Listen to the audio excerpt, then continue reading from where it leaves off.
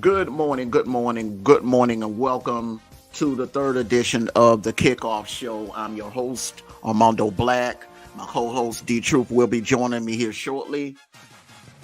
First of all, I would like to apologize to all the Facebook viewers. Normally I would run a watch party through Facebook. I didn't get a chance to do that this morning. I was rushing.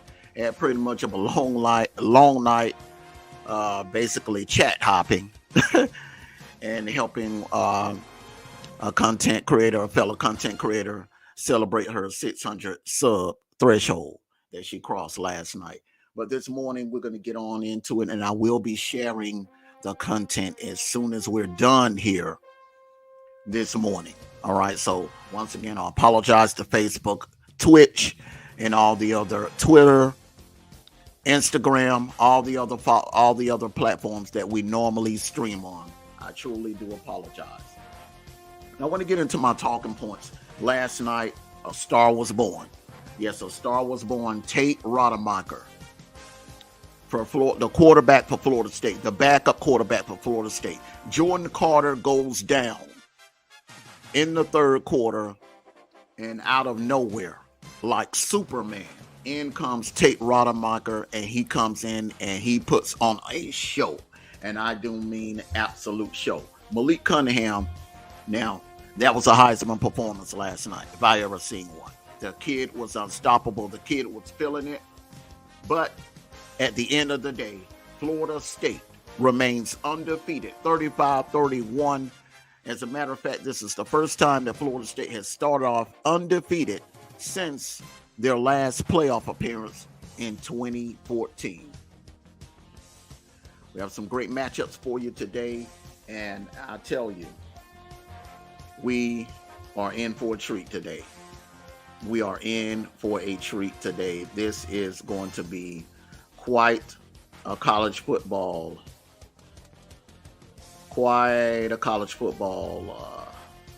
day today.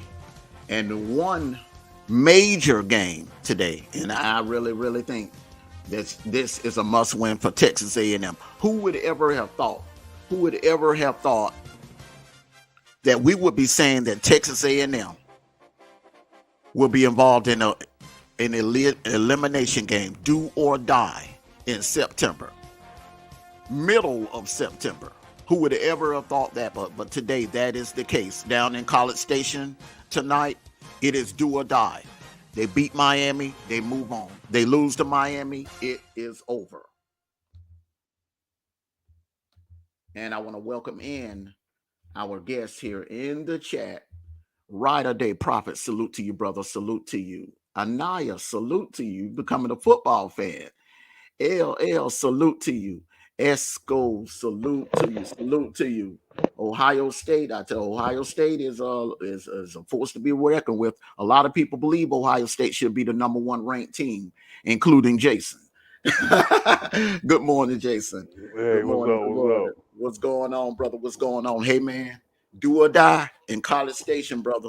Who would have ever thought that this early in September that we would be talking about Texas A&M could be eliminated from this thing in early September? Who would have ever thought? Well, he's in year 5. I mean, I never would have thought it. I didn't see it coming. I don't want to say that, but he's in year 5, and truth be told, you haven't seen Texas A&M make consistent, significant strides as a program. Mm-hmm. Then you lose to App State. I mean, it's not surprising, but it is surprising if you can understand that. Mm-hmm. Mm-hmm. Now let me ask you a question. Do you think they got too caught up in the off the field beef with Nick Saban? They really did. Mm-hmm. They really did. Sometimes it's just best when you ain't at, because Texas A&M, you don't have the national championships that Nick Saban has. Let's just go ahead and be honest. Mm-hmm. Nick Saban has won enough to run his mouth. Mm-hmm. Now, do I agree with him running his mouth? No. But he has won enough to run his mouth. Mm-hmm. Jimbo, you came back, and everybody expects every man to defend himself.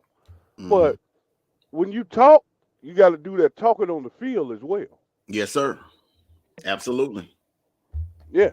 So, I mean, just to be honest, I knew that Jimbo. Because I have several family members who are Florida State fans. Mm-hmm. Jimbo left that program in shambles.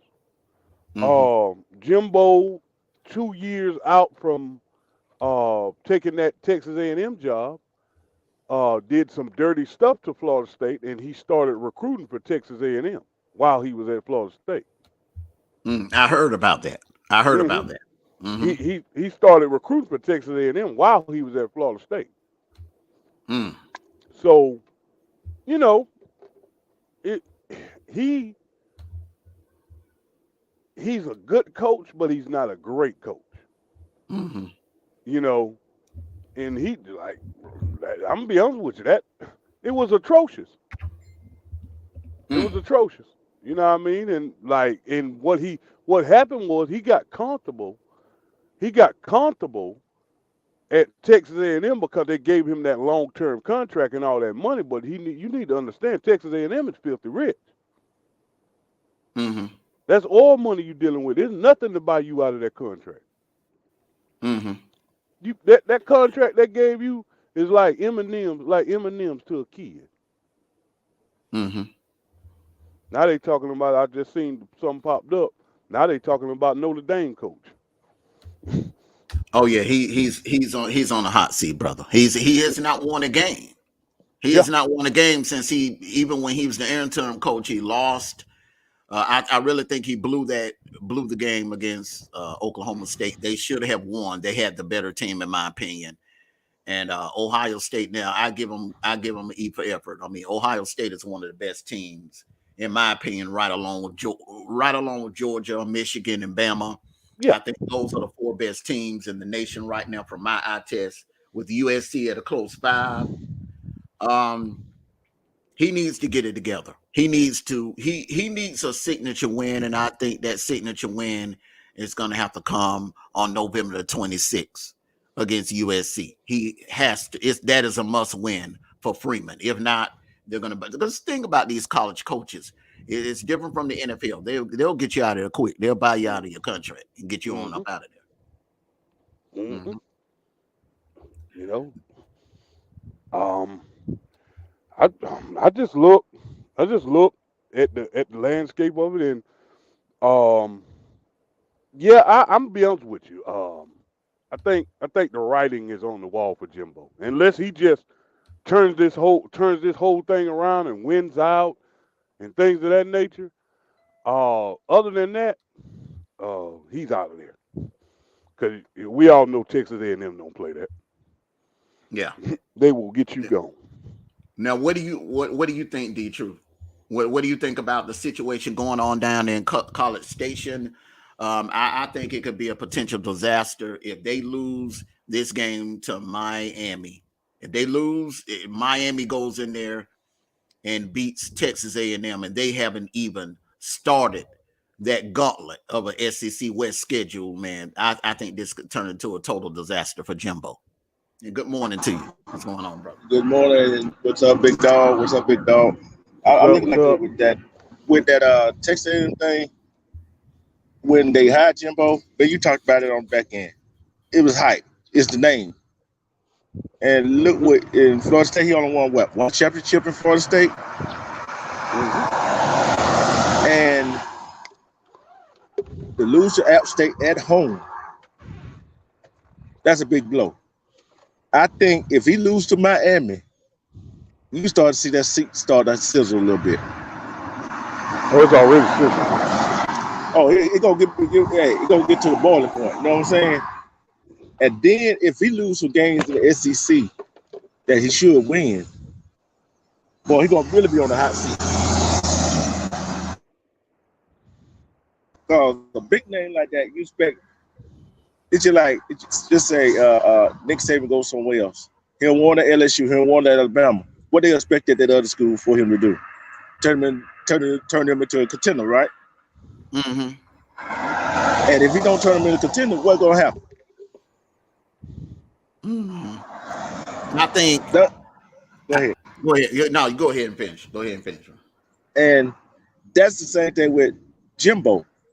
Mm-hmm. They saw all the success he had at Florida State, but they got to look at it. That was the ACC. That's a different conference. That's a different beast of a conference. Unlike the SEC, no matter who you play on Saturday, you can't take them for lightly. And you're going to play one of them tough out-of-conference games like they did last Saturday. And they got another one again this week. So, hey, He on the hot seat right now. Everybody talk about, everybody look at Brian Harsin being on the hot seat. He been on the hot seat. You see what I'm saying? Now Jimbo on the hot seat. All that money, it's just like you have somebody do a job at your. It's just like you have somebody do a job at a job, paying all their money. They supposed to do it at the job. They ain't doing what they supposed to do. What you gonna do to them? You gotta get rid of them. Mm-hmm. And let's see how long the boosters, the alumni, and the school put up with. Okay. All right. Well, that's a great point. Now I'm going to mute you out for a quick second here. All right. That's a great point. Now, I really feel that now, Jason, you were saying earlier that it's karma. I'm getting no copyright now. I'm getting no copyright. Now, Jason, you were saying earlier that this was basically karma for Jimbo. I feel like this is karma for both parties involved. I feel like, and I'm glad you coming in, Mike. I'm glad you coming in. And you talked about this. You talked about this 5 years ago. You said, and good morning to you, brother. You said that this was gonna come back to bite Texas A&M the way they did Kevin Summerlin. The way they did Kevin Summerlin, it was just egregious. It was unprofessional. All right. And I'm waiting for someone to tell me what the hell is the difference between Jimbo's record and Kevin Summerlin's record. I mean, Jimbo has had talent the last 5 years. He's had the same amount. The only difference is Kevin Summerlin had Johnny Manziel. Other than that, they've had pretty much the same amount of equal talent now. And Kevin Summerlin's record is a little bit better than Jimbo's is right now. So someone explain this to me like a 10-year-old, okay? How did Jimbo get an extension after he has come up short and Kevin Summerlin was just, it seemed like every other year they were ready to get rid of him after a loss. But I really feel like this is karma on both ends. I feel like, Jimbo, while he was, secretly on the back end recruiting for Texas A&M, before he ended his relationship at Florida State. And then Texas A&M was basically plotting to get rid of Kevin Summerlin so they could bring in a big name, Jimbo Fisher. And you spoke about this.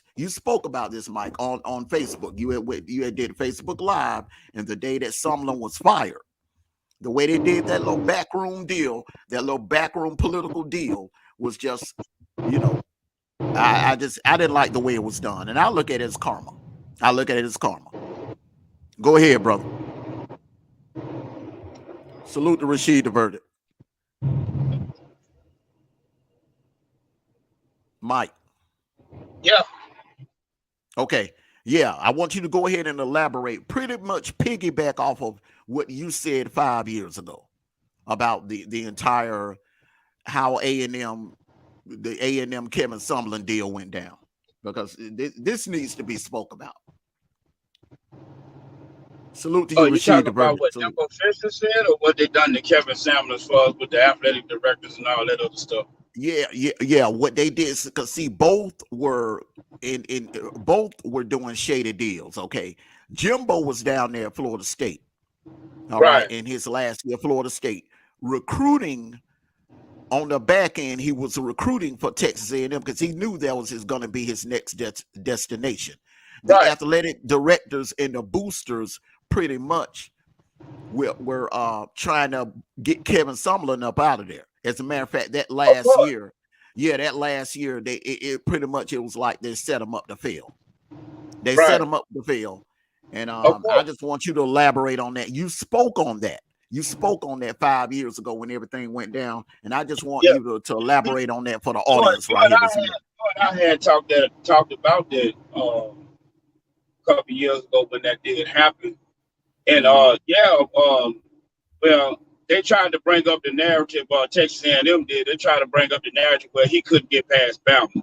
That was the problem with Kevin Sumlin. Anytime they had to feel like they had a prominent roster where they could make it to possibly championship contention or anything, they figure, oh, you can't get past Bama. But they didn't. Nobody said nothing when he had Johnny Manziel and they beat Bama. But there's always some type of obstacle. Basically, they made an excuse, you know. And I say, hell, when they bring in Jimbo Fisher, you know, because a lot of people forgot about the scandal that he dealt with when he was in Florida State. That's why he ran up out of there. You know, and yeah, he was doing early recruiting, and what did have a jump on it with Texas A&M before he even got away from Florida State, especially after that year. He did that when the hammer started hitting the nail when he was at Florida State because of the scandals and all the other stuff going on. So you are definitely right about that. He already had a shoe in with the contract and everything else. He already knew they was gonna buy out Kevin Sumlin and all that other stuff. He knew about all that. Exactly. So everything was done in house, and that was already pushing Kevin Sumlin out of the door and stuff like that. And he had it instituted where he already had a plan and a plot to know how to get recruits and all that other stuff. Because I don't know if everybody ever been to College Station before. I don't know if everybody ever been there before. But I can tell you right now, if you had a choice between College Station and Tuscaloosa, you ain't missing nothing. So they already knew some stuff was going under the table before he got there. They already knew that. But how they did Kevin Sumlin, it's going to all come back to return and bite them in their butt because they did that man wrong. They did him wrong. Absolutely. And I said it's going to come back to bite them in the butt because they took resources from him. But see, that report came out from the Athletic. They took resources from Kevin Sumlin where he couldn't acquire some of the best recruits and the major recruits. Now he was able to get some of the good ones out of Texas, like Myles Garrett and a couple other guys and stuff like that. But a lot of times when they started to get that national prestige, when they were starting to climb that rope, because it's a certain type of quarterbacks that he liked to work with, they wasn't giving him the resource. The boosters wasn't fronting him like they were doing with Jimbo Fisher. The boosters wasn't in there like that, because they already knew, like you said, set him up to fail because there's a certain guy they wanted. And that's basically how the SEC works as a whole, in unison with each other, just like they did in LSU, which you know I represent. If they want you out of there, they're going to get you out of there. Them boosters got more power than what a lot of people think. They're going to get you out of there. Yes, sir. They get you out of there. I mean, ask Mark Richt. Ask Tom Herman. Tom Herman at Texas. What happened to him? Yeah. Tom Herman. Lou Holtz. Ask him what happened to him. Yeah, Lou Holtz. They put pressure on Lou Holtz. They wanted to get him up out of there. You know, because they were trying to get Bob Davie. They wanted to see what Bob Davie could do. Yeah. That happens. They did it.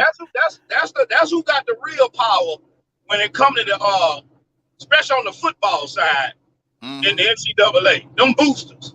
Yep. The people that's fronting the checks and got the bills.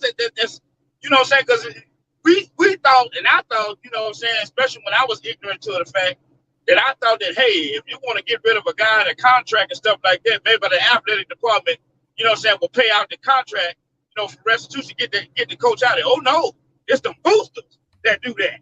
They got the power. Say, well, if we pay out this guy contract, you gonna bring in the guy that we voting on in? Yeah, we're gonna do that. Yeah, we're gonna do that. And I also remember you saying, Michael, that they not only do the boosters control what's going on the sidelines, or who is on the sidelines and who's there and who's not on the sideline, but they also control who's behind center. They have an influence. They'll get in their head coach's ear and have an influence on who's behind center. You're right. They control everything. Who you think that push it for them big pockets to get now 12 teams in the playoffs now? That ain't had nothing to do with the NCAA committee. Who's got to put their hands in that? Oh, we want more money. We get more money. These kids getting these NIL deals and all this other stuff, getting all this money. Oh no, we're gonna get some of this money. All this money that we got out here. Oh yeah, we're gonna get some more of this money. Oh yeah, boosters had a lot to do with that. Absolutely. Because they wasn't thinking about doing that, especially when making 12 teams. They were talking about 8. All of a sudden, it jumped to 12. Now, what do you think about that? What do you? I don't want to jump off subject now. What's your opinion about that? I think that's like they're getting. You're going to get in a situation kind of like with the NBA, where you're going to have Right. teams getting in there that really don't deserve to be in there, in my opinion. I agree. You know, you're going to have teams getting in there with 3 losses. You're going to have some crazy stuff going on. That's crazy. That's gonna be crazy. Then when they get knocked off, they get beat by like 50 points in a playoff game, you're like, well, it's a reason. I think 12 is too. I think 12 is too many. I really do. I think 12 is too many. But if they want to do that, hey, that's fine. That's fine. Well, but that's I think good. they're just trying to give other teams and other conferences an opportunity because they've been trying. They done went through 3 different levels, 3 different style levels of basically trying to knock out the SEC dominance. Over 20 years, the SEC has been dominating, and they've been trying to get in more teams because all the cameras and all the scouts are coming to the SEC games. Most of them are coming there. Most of them coming there. I'm talking about they got a whole section full of professional scouts and media because of the SEC dominance. Well, we got. Go ahead, Jason. We got a whole nother 8 cupcakes coming in to get smacked around. You know, 8 cupcakes that come in and get smacked around. And guess what? It's extra games to the season for us, fellas. Let's look at the bright side of this. You know, hey, look. Then if you have let's say you have an overrated Cinderella team, media darling, get into the playoffs, right? I would love to see one of those California teams or one of those Big 12 teams come in and knock off a Cinderella team like Florida. And you're gonna see it happen. You're gonna see an Appalachian State. You're gonna see. I think I heard something about they may include the winner of the FCS. See, it's a lot of kinks they have to work out, Mike. But if I'm not mistaken, I think I heard either that 6th or that 7th seed is going to go to the FCS champion. They're going to get them kids hurt, man, doing that. They're going to get them kids hurt, bro. It's just like with Coach Prime and Trout. I know you seen this, and I know Big Bro seen this. Armando, I know you seen this. You seen when the media tried to push the narrative. And because I knew they was gonna do that. Mess with Prime. You know what he got going on at Jackson State. They're the #1 team in the FCS right now. And I knew the media was gonna pick with him. I knew it was coming. Talking about being that you got all this national prestige, you got this HBCU moving in the right direction. You think you're ready to face Bama? I knew they was gonna do that. Well, and he said, "Wait a minute now, man. It's a different level of playing a team like that, man. I don't have the guys in the trenches for that type of matchup yet. Let me get my guys ready, then I'll play them and stuff like that. If you sitting up there talking about implementing one of these damn small ass schools against one of them damn teams in the championship, you're gonna set them children up to fail. Because you're gonna get them children broke, man. What the hell does North Dakota State look like going up against Georgia? That's a suicide. Yeah, he's absolutely right. That's a suicide, bro. Because it's a program thing. You got to think about. I know it's a few of them in there at North Dakota State, and you name all these other small Centenary or whatever. They got some guys that 1 or 2 of them look like they special potentially can play for a D1 school and possibly make an NFL roster. But when you look at Georgia, you look at Bama, you look at LSU, we talking about 20 to 25 goddamn players on that potentially can play in the next level. You setting them children up to get destroyed, man. But Michael, all they have to do is just like in March Madness. They don't have to do it in a done 9-game schedule, bro. Like we do it every Saturday in the SEC. All they have to do it is maybe like 3 times in the first round, in the semifinals, and in the championship. It's catch fire 3 times, man. That's it. Kind of like what the 07 Giants did, man.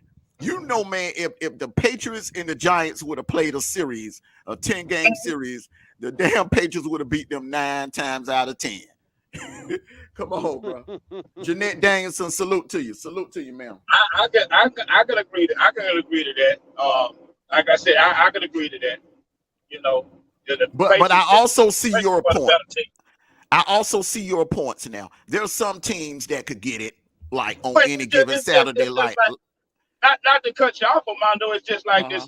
When a Division I team, let's just say, and I use Georgia again as an example, and let's just say Georgia play against Florida Memorial Institute. That's a little small school out there, NCI. It's a reason why they pay them millions of dollars in the rate. It's a reason why. It's a reason why that Georgia probably got to pay them $3 billion to bring their ass out there. It's a reason why. Because they know what's going to happen. You know your fate. You know what's going to happen to you. And you talking about implementing that in the playoffs, bring them down small-ass schools? Okay, bro. All right. All right. If anyone get hot, you damn right they can. And there'll be a lot of ambulances out there, a lot of medical staff waiting on the board too while they ass out there. It's gonna be a whole bunch of medical staff out there. You a fool, boy. Well, that's the same thing Jason said. Like that, man. You can't be sucking for money that bad to do that to them kids like that. You can't. No, man. Well, you gotta understand. And you stop that. You stop that agenda. You stop that right now. You cut it out. You gotta understand. Go ahead, Jason. Go ahead. That what you guys spoke about everything earlier when you was talking about the money in the booth. Be rolling them damn children out of there by the dozens, man. You basically talking about programs who have a certain level of money to grab the highest of the high. Excuse me. Grab the highest of the high. I'm talking about nutrition. I'm talking about bigger, faster, stronger. I'm talking about everything to enhance this athlete. Yeah. Georgia has it. Alabama has it. LSU has it. These smaller schools don't have. You have the weightlifting, but you don't have the all-around program that these bigger schools have. Now, you give Deion a couple of years, he'll have that too because he's making very significant strides at Jackson State. But as of right now, nah, that's not. I wouldn't do that.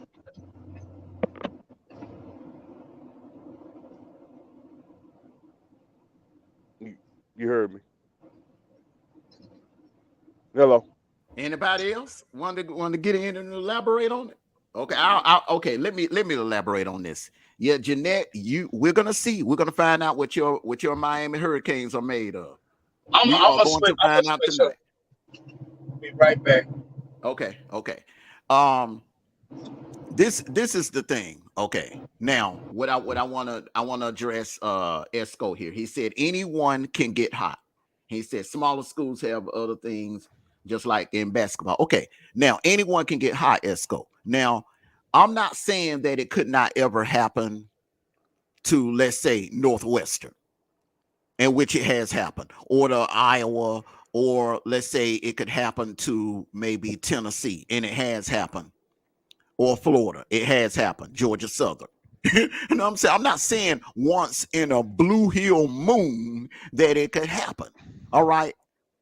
But we're talking about the playoffs. We're talking about playoffs. Do you honestly see a team like Eastern Washington going into Columbus, Ohio in the first round of a playoff and upsetting Ohio State? Can you honestly see, let's say, Coastal Carolina going into Bryant-Denny in the first round and upsetting Alabama? Can you honestly see, let's say Florida Atlantic going into Jordan-Hare to play Auburn in the first round of a playoff now and beating Auburn in Jordan-Hare? I don't see it. Can you honestly see, let's say, Georgia State? Georgia State could win the Sun Belt, go undefeated, and they match them up in the first round with the Georgia Bulldogs in a playoff game.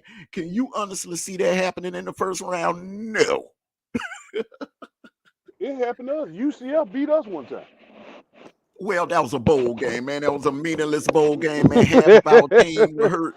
That was, that was a different Georgia, different time. 2010, man. Come on. What Amos? I tell you, he kicked Joe Lewis's ass. Yeah. You know Yeah. what I'm saying? So Yeah. it happened. So it could happen, but it's highly unlikely. It's hot. Yeah, I'm saying Esco, it could happen, man, but I don't see you don't it's certain teams I don't see that happening to. That's Ohio State, Bama, Georgia. I mean, man, look, those you're talking about blue bloods. You know, I don't even see that happening to Oklahoma. You know what I'm saying? There's certain things that can happen and certain things I just don't see happening, especially if those teams are in the playoff mix. Now, we ain't talking about a down year like LSU had in the pandemic. They had a down year, so yeah. And last year was a rebuilding year, and what happened out there in Hawaii, yeah, that can happen in once in a Blue Hills moon. But I'm talking about when Brian Kelly gets his people in, like Ryan Day has done and like Kirby Smart has done. Oh, that ain't happening. That ain't happening. Good morning, Laura Lala. Good morning. Good morning to you. When we ever see it coming? No, you don't see it coming. I mean, look what ask a Aggies fan. Ask a Texas A&M fan how they were feeling last Saturday night when they went to bed. I mean, can you imagine my head?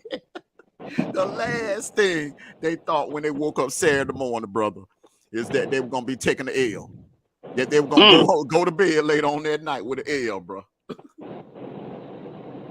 Now I will tell you this, Esco. I will tell you that I'm still riding on the LSU train because they have talent. When you have talent, you always have a chance. They have talent on that defense and they have talent at quarterback. I like that kid at quarterback. Now, this goes back to what I said. 3 weeks ago. How good is Florida State? What this is going to be the question moving forward. How good is Florida State? Has Florida State gotten better, or has LSU gotten worse, or is LSU good and Florida State just has gotten damn good? Now, so far, Florida State is 3-0 in first place right now. In the they barely escaped with Louisville. I watched that game. They barely escaped. They won 35-31. I know you're gonna come with that. Louisville is a good team. Louisville's a damn good man. Let me tell you something, man. I like their quarterback. Man, the dude that you're gonna be playing. You're gonna see him playing this on Sundays, and you might see him in the Saints uniform. It's a possibility. See, Mike, what you need to understand that is you need Florida State to keep winning. Salute to you, Queen Gertrude. That's good for the sport. Yeah, because you need that where Florida State was a quality loss. Let's say you went out in the West. Okay. That if Florida State continues to win, now the media is like, well, LSU didn't have a bad loss, and it wasn't a blowout. It was a close game. You damn right. Yeah. So they won by a point. Yeah. So when it come down to the playoff committee, and you know, but Trout. Yeah. Go ahead. Trout, Nino, you know what they got to do though. You know what Florida State got in front of them. It ain't saying it ain't beatable. They got to beat Clemson. They got to beat them. And I just don't think Ugalele, that quarterback DJ Ugalele, I don't think he all that. I think they got the wrong guy in there personally. But they got to beat Clemson. If they want to be respectable and put on that pedestal, okay, say Florida State is looking like they possibly back, you got to beat Clemson. You got to beat Clemson. I think they will beat Clemson. I really do. I think there's a strong possibility too. Clemson is shaky. They have a good defense. They got a good defense. But that secondary is a weakness. All right. And that offense, I just think their offense can be had. I think Florida State can stay in the game because I don't think Clemson offense is not all that good. I think Florida State has a good enough defense to slow Clemson down to keep it close to the fourth. And they're another team that have problems with mobile quarterbacks. They have problems with mobile quarterbacks. Clemson. Yeah.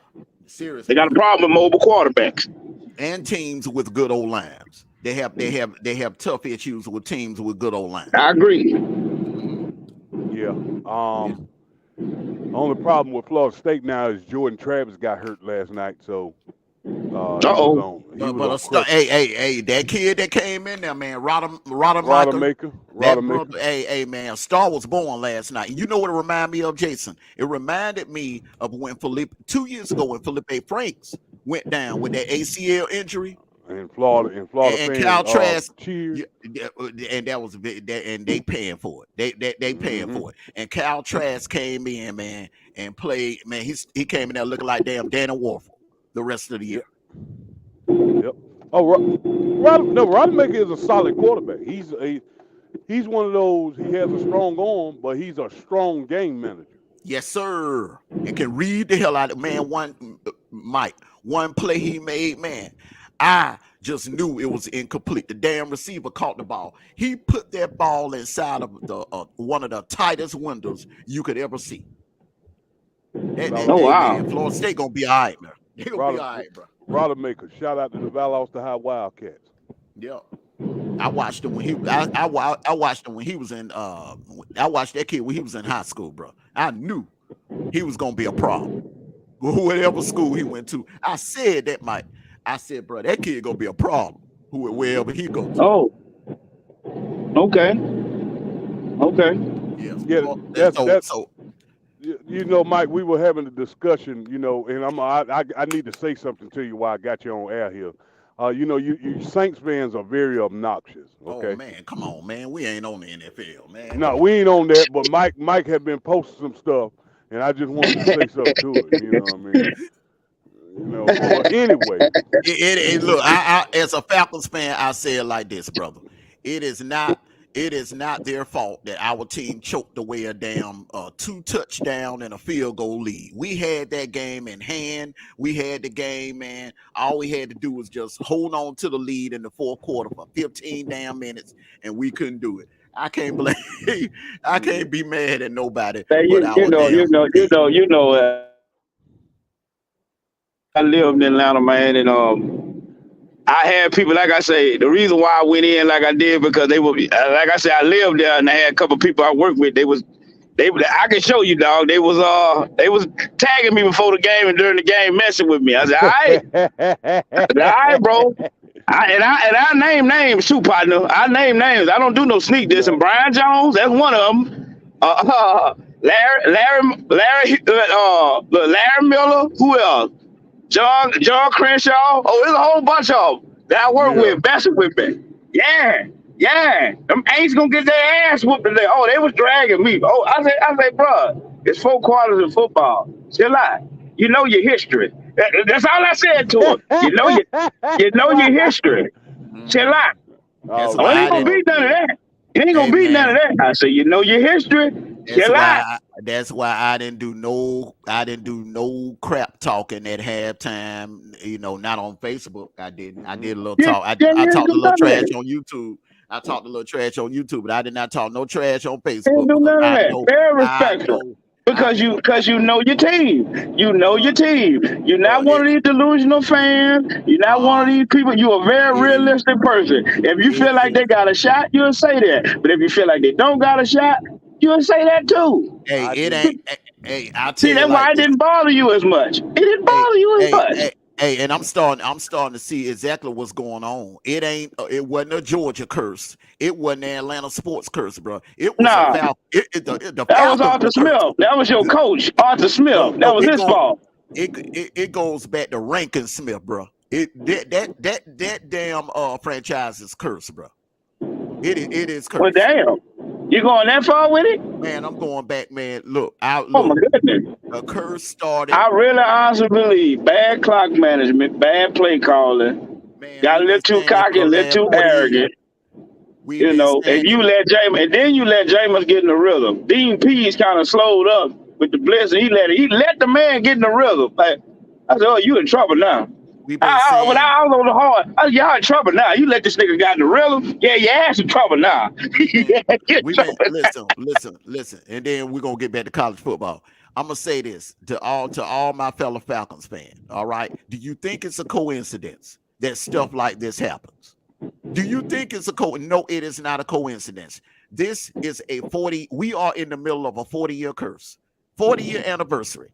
And the curse started, I'm gonna give you a briefer here. The curse started in February of 1982. Oh wow! When the city of Atlanta I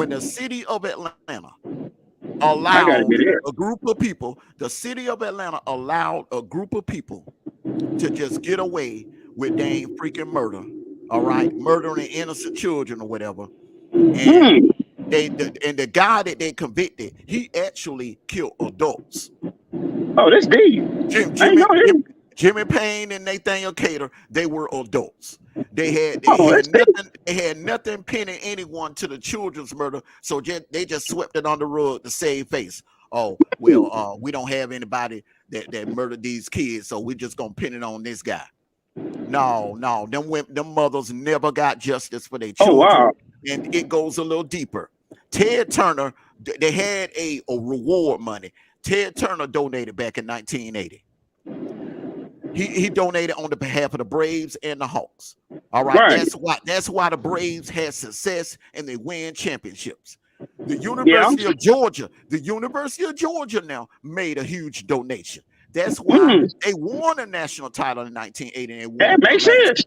Georgia Tech made a huge contribution to the task force to help bring the killer to justice. They won a national title in 1990, and remember, they were damn near in the Final Four damn near every year in the 80s and the 90s. Sure was.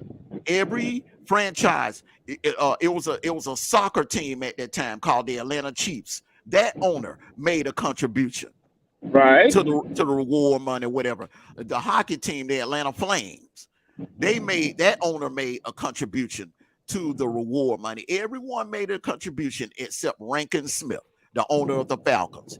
And that karma has been hanging over that man's head, and it just trickled over to the new that karma has been hanging for the last 42 years. That is the truth. The Falcons will never win a Super Bowl until Arthur Blank, although he didn't have anything to do with it. He didn't come around until 1999, but until he makes it right and goes public and apologizes on behalf of Rankin Smith, the Falcons will never win a damn Super Bowl until that happens. I'm telling you, they're cursed. They're cursed. Oh, damn. Trout, you got anything on that? Cursed, bro. They're all cursed. I knew that, you know what I mean? I just tried not to talk about it too much and everything like that. Amos had I mean, I never heard that before, but it sure make a whole lot of sense. Every other team around there is successful and got some type of hardware, but everything since the Falcons has been heartbreak after heartbreak. Yeah, well, anyway. Tragedy. Yeah, but you know, Alabama is overrated. You know, LSU had a good loss to Florida State. I mean, just not gonna dwell on that too much. I won't hear nothing about no goddamn Florida State. You won't hear nothing about that shit. I won't hear nothing about that shit. I won't hear about that shit. I got Mississippi State today. Help me. Help me help you. Okay. I got Mississippi State today. Help me. Okay, let's talk about that. All right, now Mike Leach offense. Let's get into the must. Now, speaking of must wins, all right. Now, I definitely did. You know, LSU. I had LSU competing for the West, and I had LSU as one of my sleepers in the West. Now, I didn't. I did. And listen, man. I had Arkansas as a sleeper. Yeah, Arkansas. It looked like Arkansas might win the West.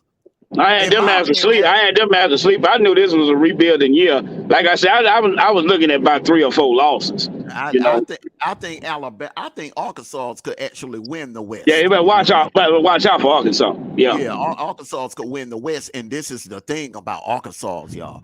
They have a tough ass schedule, bro. They have a tough schedule, man. They do. If they can look, man, I think they could get in with 1 loss. I think they can get in the playoffs with 1 loss, bro. I agree. That schedule they got. It reminds me of the 2017 Auburn schedule. But look, LSU could turn this whole thing around, man. Now they are being disrespected. It all sets up for LSU. They at home, Death Valley, Saturday night, and for the first time since 2000. Let me repeat this now. For the first time since 2000, Mississippi State is favored on the road against That's LSU. right. Yep. You mean to tell me that, listen, if these boys can't get up for that disrespect, man, then Oh, they hot. I talked to a few people. Oh, they all hot. their scholarships need to be taken away if they can't get up for that. That's just like, not to bring it back to professional, but my damn Saints are very upset too. They got Tampa Bay coming in New Orleans, and Tampa Bay favorite, and I can kick their ass 7 times in a row. Yeah, anyway, So, I mean, just Man, just come on, y'all, keep it on college. Yeah, listen. Y'all know y'all trying to itch it over to the Saints. And the Yeah, I mean, I'm not going I'm to just continue saying. that. I'm not going to continue those charades. Okay, now Mississippi What State. charade you're not gonna continue? Jacob, be very, very, very, be very, very, very, very, very direct in what you're saying, sir.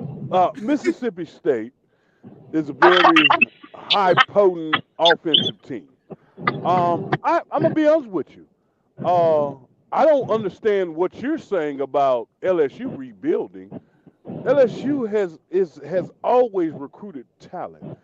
You guys committed to offense. When you was under that last coach, y'all committed to offense and you forgot about defense. So now that y'all recruited so offensive heavy in the past 4-5 years, that now you got to rebuild your defense. That's why LSU fell off. It wasn't talent. You said LSU fell off with defense. That what you saying? Defense, Nah, man. hell no. I disagree. I strongly disagree with that.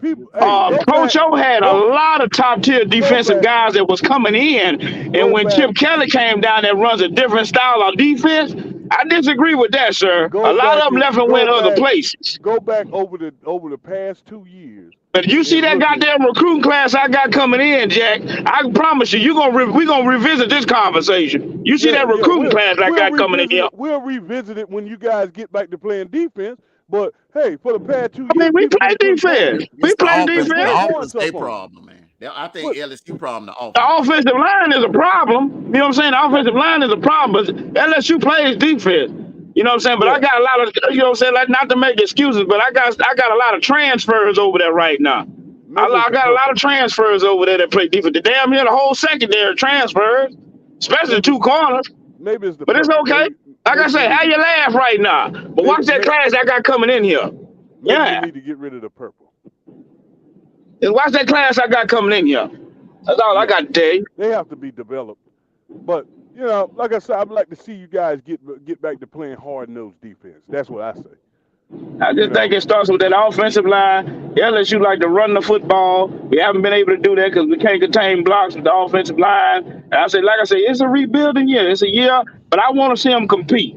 Go out there and compete, man. I want at least 8 wins, damn it. Give me 8 wins. I'll be happy. Give me 8 wins. Give me 8. I'm cool with that. Give me 8. I'm very disappointed in you, Mike. Look, man. I want 8 wins. Mike, I am disappointing you, bro. All the 10 years I've known you, bro, even before Facebook, even when we met out there in the damn Walgreens parking lot, bro. All the years we've known each other. I'm a realist, bro.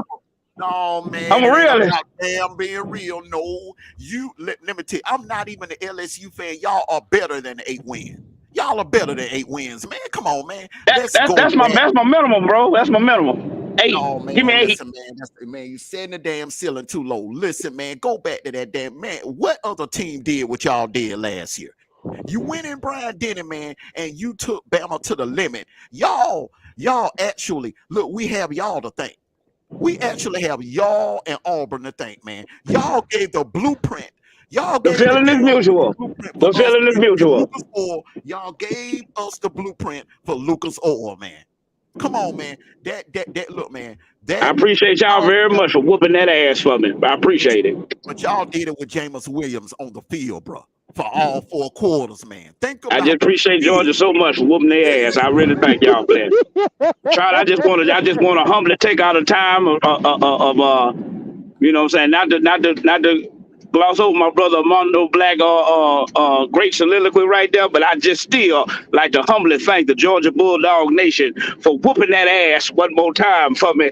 Thank you so much. I am indebted to y'all. I don't have to hit no damn roll tide. I don't have to hit none of that shit. Thank y'all so much for grazing that ass last year. Thank you. That's right. Big G. There it is. Right there. That's right. Hey, And, belt the ass. and Jerry, quit capping now. You see, you Florida fans, y'all slick. Y'all be doing the Dulo twist. You know every I like Florida fan, quarterback though. I like that Rich. I like that quarterback. It's Don't like good. nothing It's about good. him. It's good for I hate Florida, but it's good for college football when they are winning.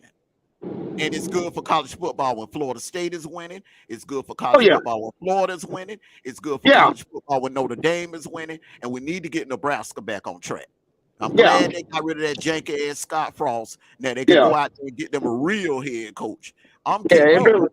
If it was up to the big time professional sports, they don't give. Everybody thinking, oh, it's such a great story. They think they like Cinderella teams. No, they don't. They don't like Cinderella teams like that. They like No, historic teams. they like USC, Georgia. They like Penn State, Notre Dame, Michigan. They want them to be good. well, that's for every sport. Look at the Major League That's right. Baseball. NBA too. They don't like that Cinderella shit. Yeah, look at the 80s, man. In the 80s, man, the damn ratings were in the toilet, Right. man. The Yankees were sorry in the 80s. You know what I'm saying? Right. The NBA ratings was in the toilet in the 70s, man, because the Lakers and the Celtics didn't dominate that decade. You know what I'm saying? It's the NFL, man. It's kind of taking a little hit right now. It's gonna take a hit when Tom Brady leaves. But it really has taken a kind of a hit when they broke up the New England dynasty. When they broke up the Patriots dynasty, the ratings have kind of taken a little hit. Just look at it now. Look at it now.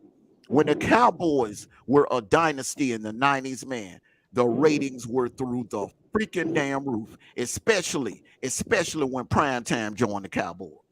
Yeah. Yeah, when he joined them, yeah. Now, unfortunately, we're gonna get something that we really ain't gonna be too thrilled about. We probably gonna get a Super Bowl like Buffalo versus. You could get Buffalo versus Minnesota. Okay. You could now. I tell you what. Now this would be the storyline. Somebody is gonna finally win their first Super Bowl. You're talking about two teams that are 0-4 in the damn Super Bowl. Somebody is gonna break the curse. But I don't think it'll happen. I think it'll be Buffalo and either. I see the NFC Championship game. Probably it'll come down between the Rams and the Saints, and the winner of that will face Buffalo in the Super Bowl. That's my opinion.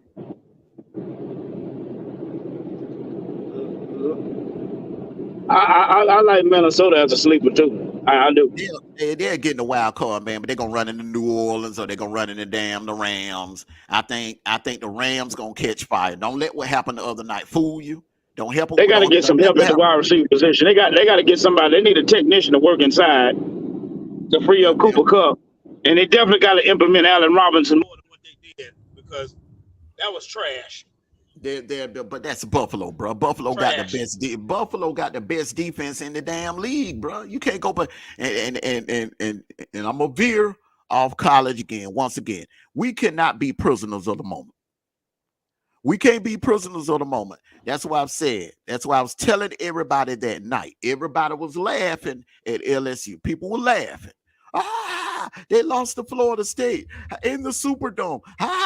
Let me tell you something. How do we know that Florida State hasn't improved, or is Florida State just that damn good? LSU is good, but Florida State is just that damn good. It's just gotten better. How do we know? We don't know that, but we're gonna find out tonight.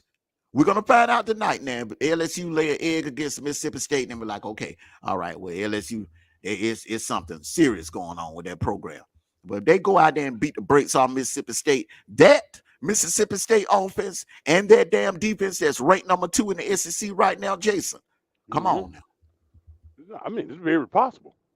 Very possible because talent-wise, Mississippi State is still behind LSU in that category. Mm-hmm. What you're seeing out there with Mississippi State is a bunch of 3-stars who've been developed. Mm-hmm. You know, that's why they brought in Mike Leach, because Mike Leach can take talent that's not as good as the 4 and 5 stars, and he can get the most out of that talent. Mm-hmm. Now, if you ever let Mike Leach get a whole team full of 4 stars, you got a problem.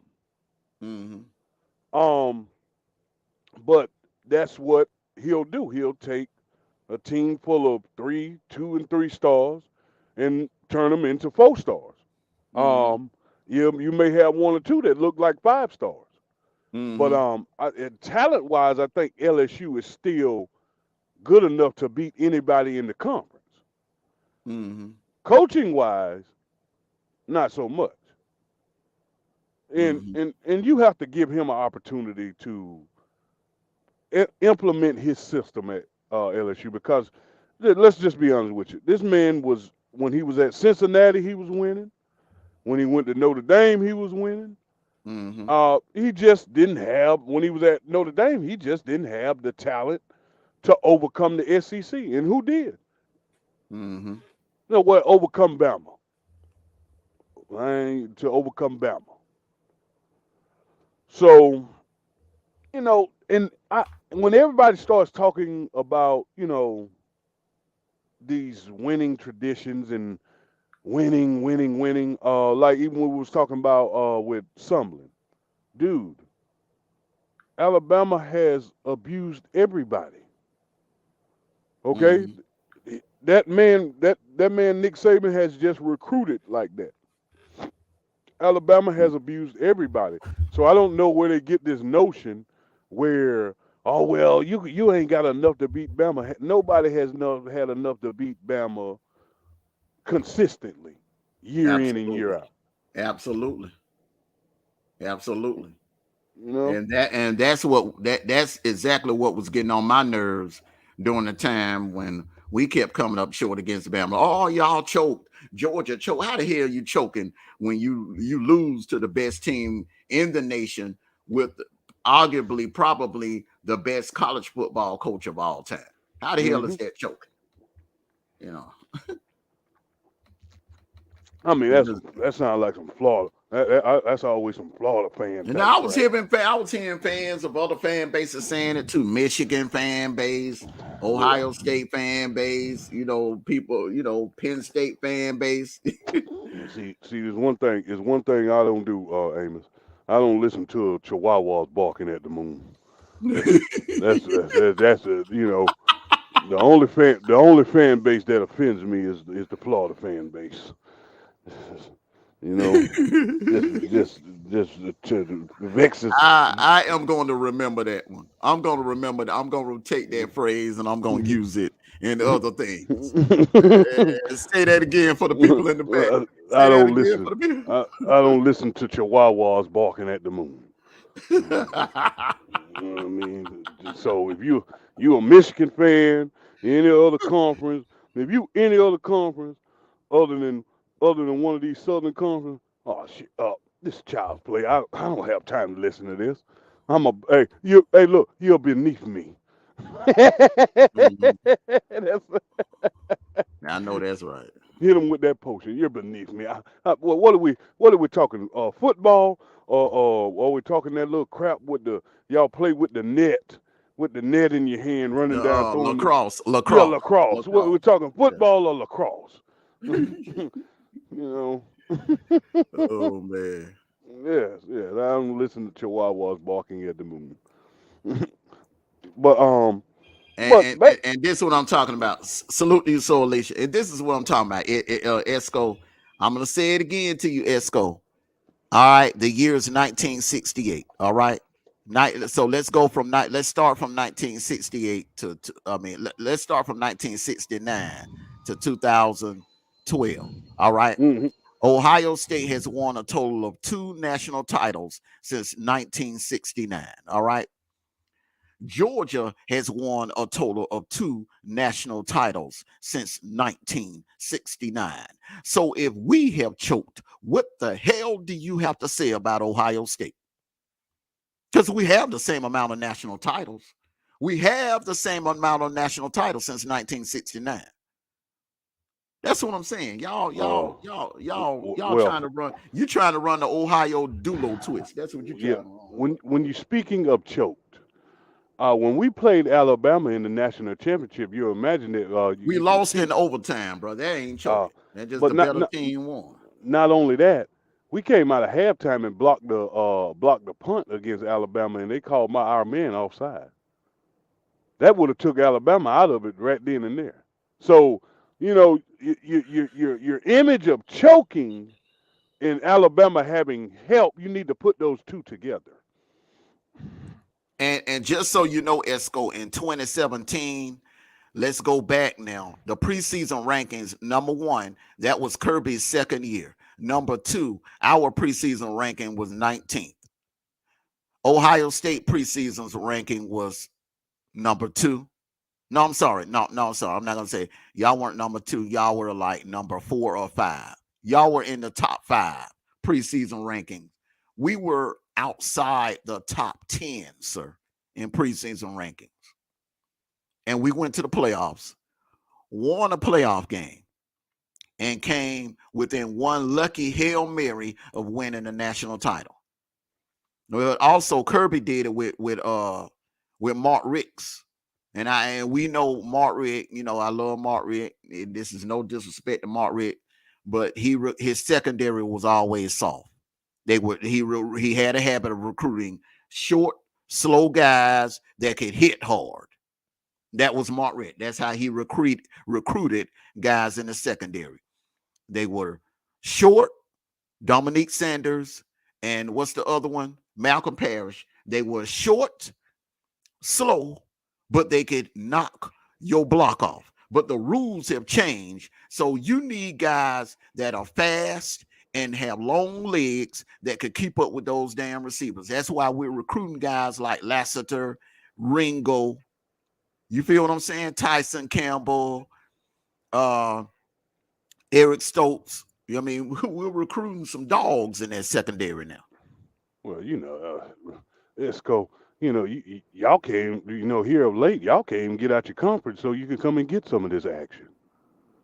You know, Sean Jones then did not last in the NFL, bro. He ain't last 5 minutes in the NFL. Once again, short, slow, but could hit hard. Sean Jones could hit. He could hit, but he was slow and he was short. I would never recruit a defensive back under 6 feet.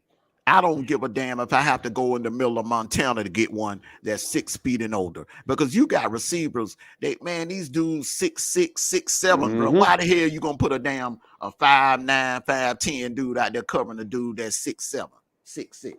Yeah, you just setting yourself up for failure. Yeah. That's pretty much what you're doing.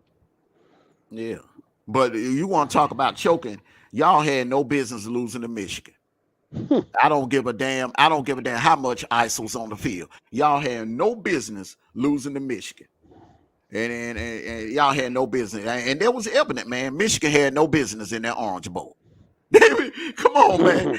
Hey, bro, you know what that remind me of, man? That remind me of a nerd of a football jock, a high school football jock, playing a joke, asking a nerd girl to the prom. Yeah. Yeah. And she up in there, man. She up in there. Everybody else on the football team got dimes as dates. And he got this nerd girl as his date. I mean, let's just go ahead and be honest. I mean, the conference, that conference is just really not all that strong and everything. You know what I mean? Like, they like to play what I call this, flag football. That's what they like to play. Oh, look, I got the football. You can't grab my flag. No. Now, with that being said, I will tell you this now. Don't now, and listen, I'm going to say this right now on September the 17th. Don't be surprised.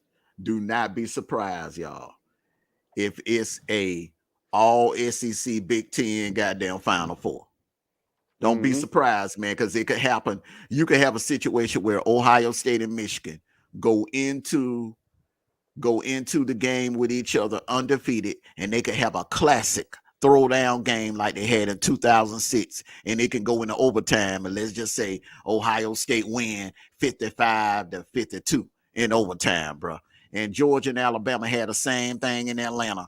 and they'll both go into that game undefeated. Look at the top 5 now. You have 2 SEC teams and 2 Big Ten teams.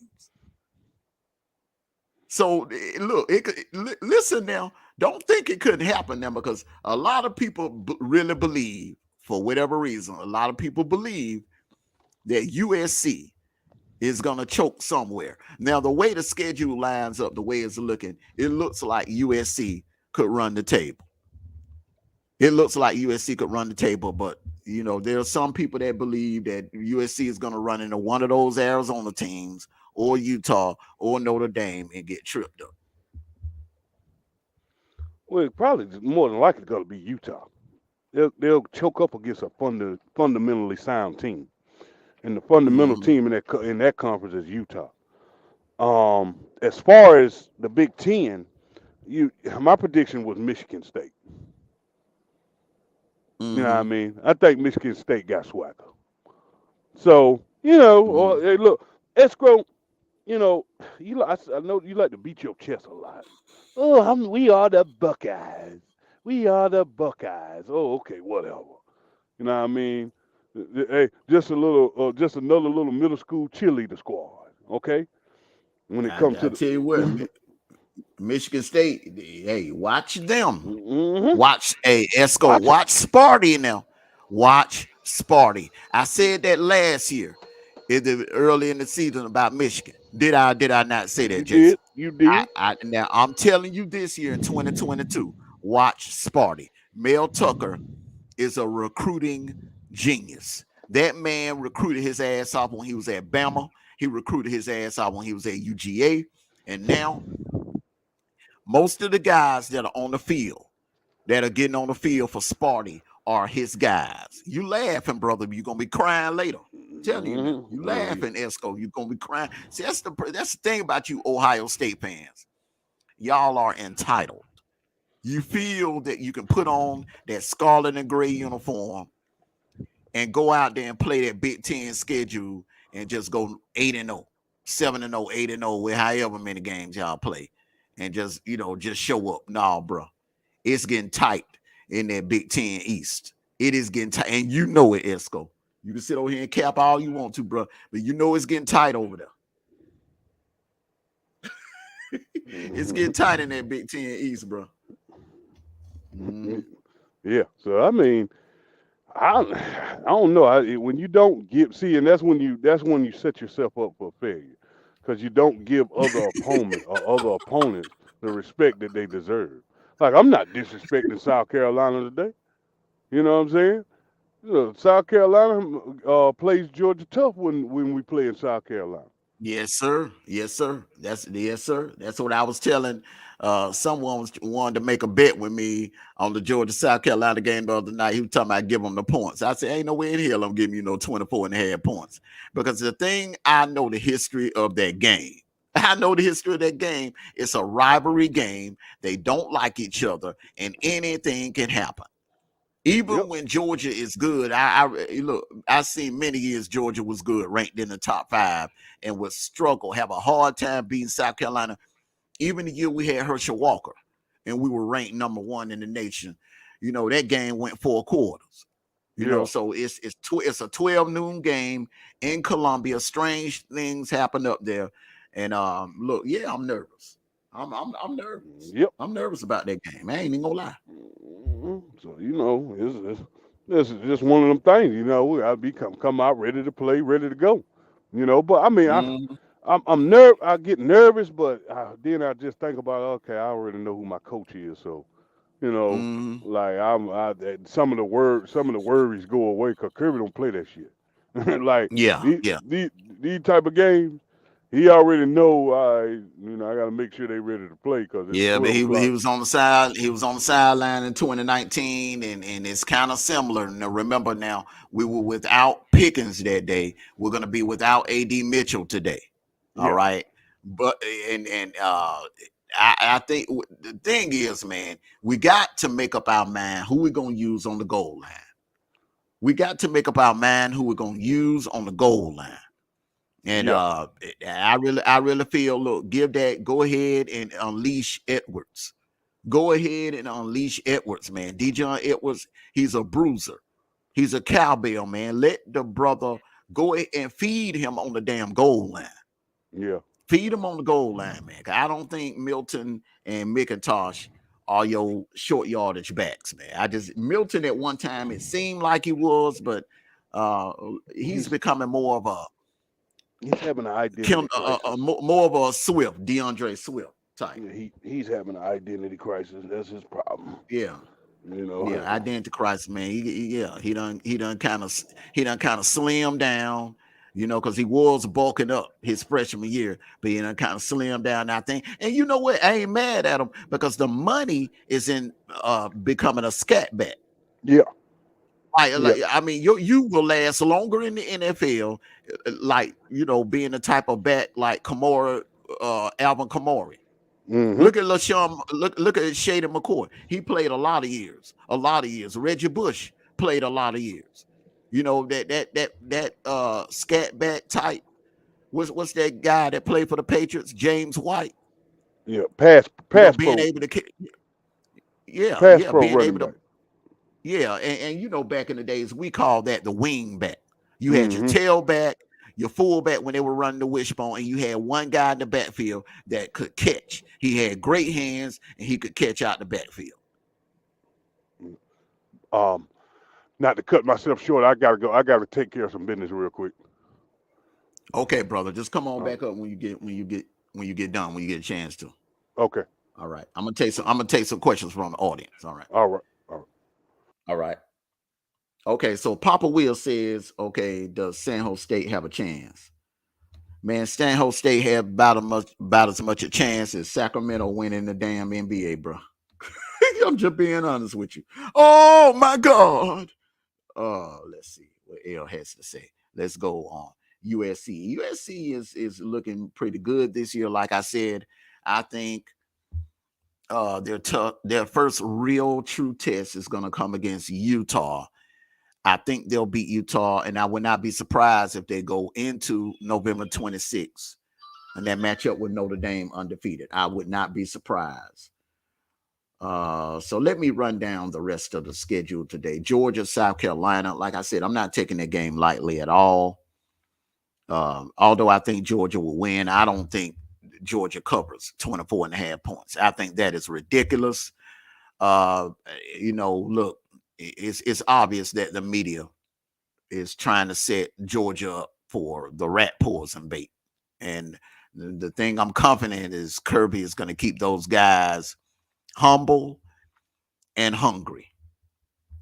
Let's look at some more key matchups here today. Michigan, UConn. That's I think Michigan will take care of business. Michigan is scary good. They're scary good, especially now that they made the switch with McCarthy at quarterback. And I'm telling you, Esco, this thing could go one or two ways. You guys could go through the Big Ten undefeated, or you could finish with 2 losses. Because I'm telling you, when you get in that schedule with those Michigan teams, I think that brick wall is gonna occur, because those 2 teams are dangerous, they are hungry, and they are very talented. All right, the 3:00 games. Tulane and Kansas State. Kansas State is another team you want to keep an eye on. Now 3:30, Oregon, BYU. Now, for all of you Georgia fans that are in the back, salute to you, Ryder. For all of you Georgia fans that are in the back, this game is important to Georgia. And I'm going to tell you why. All right. Now, there are a small sector of sports fans that feel like Oregon was overrated Labor Day weekend when Georgia just ran them off the field 49-3. Now, Oregon dropped 70 points on Eastern Washington last Saturday, which I didn't think they would be able to do, because Eastern Washington is no pushover. Now, they've been an FCS powerhouse for years. Now, with that being said, BYU goes into Austin Stadium today, and that is going to be very important for both Oregon and Georgia. Oregon needs this win. They need this win. All right, this is another out of conference test. Now, we did not see BYU being this good, and you have some people saying that BYU has a chance to do what Cincinnati did last year. Now, highly ranked.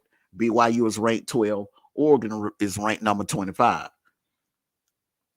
If Oregon can take care of business, which I think they will, because one thing that a lot of people are not mentioning is that Oregon moved the ball well against Georgia. They moved the ball well against Georgia. Is that when they got inside the red zone, they could not punch it in, and they got frustrated. They could not stop Georgia from scoring, but BYU doesn't have an offense like Georgia. So I think Oregon can take care of business, and I think they can win this game. I'm going to say Oregon in a close one. I'm going to say Oregon 27, BYU 21. Now, Ole Miss, Georgia Tech. D-Truth? D-Truth is gone. D-Truth, are you back in, man? Yeah, I'm back here. I'm listening to y'all talk. All right. Okay. Now I want to talk to you about. I want to talk to you a little bit about Ole Miss and Georgia Tech. Okay, Ole Miss, Georgia Tech. That's a dangerous game for Ole Miss. Well, yeah. Oh, okay. Listen, man. It's in Atlanta and it's at 3:30. All right. It's going to be on ABC. Now, I think this right here is going to be the nail in the coffin for Geoff Collins. I think this is the nail in the coffin game for Geoff Collins.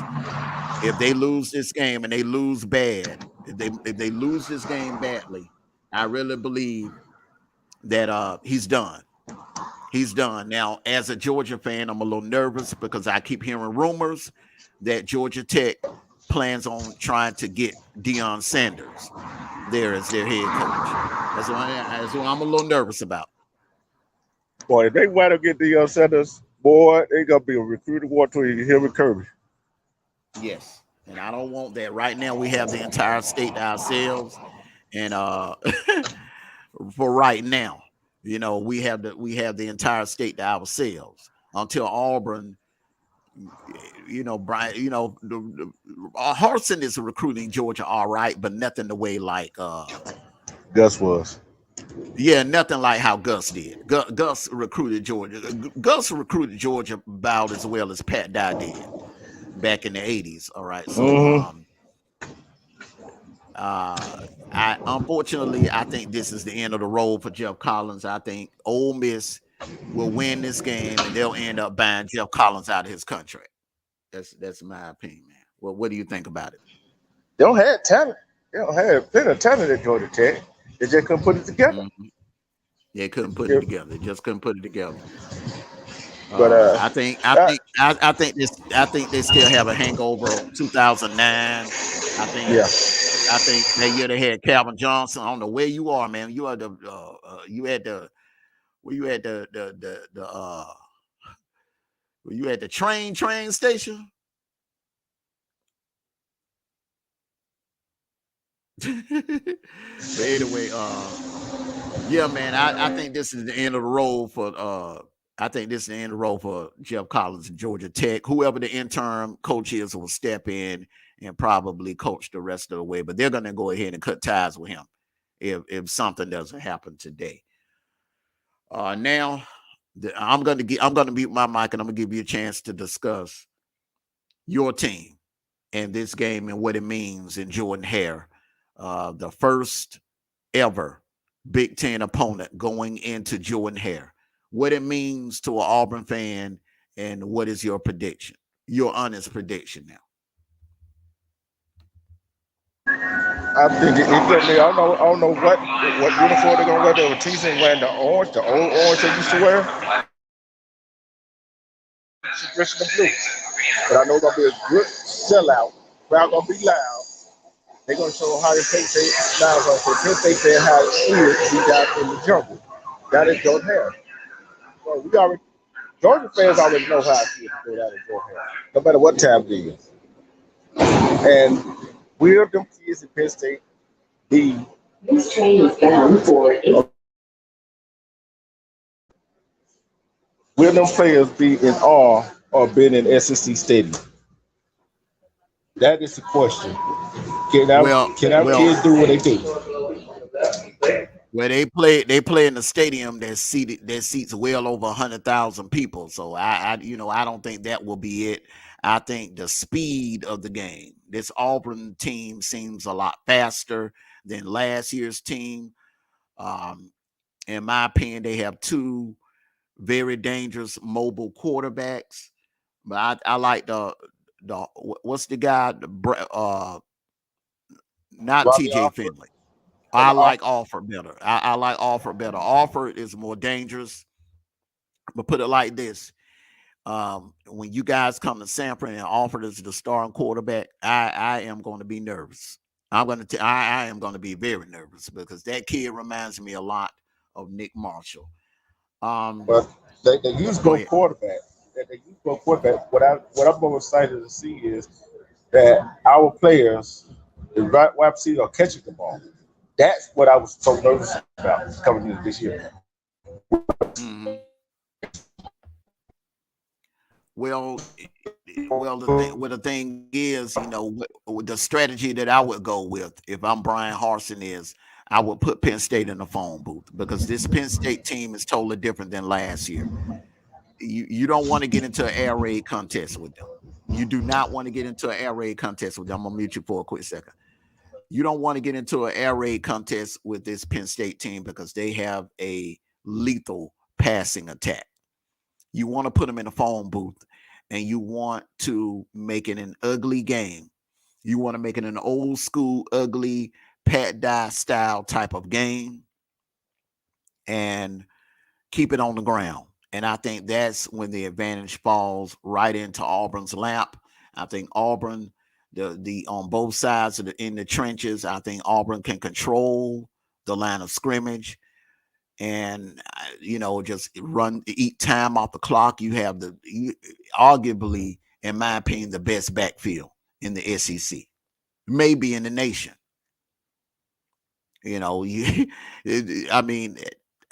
going with Auburn. That's why it's talent. If you look at the talent, and then you look at Jordan Hare, listen, I'm rolling with Auburn. There's no way 3:30 Jordan Hare.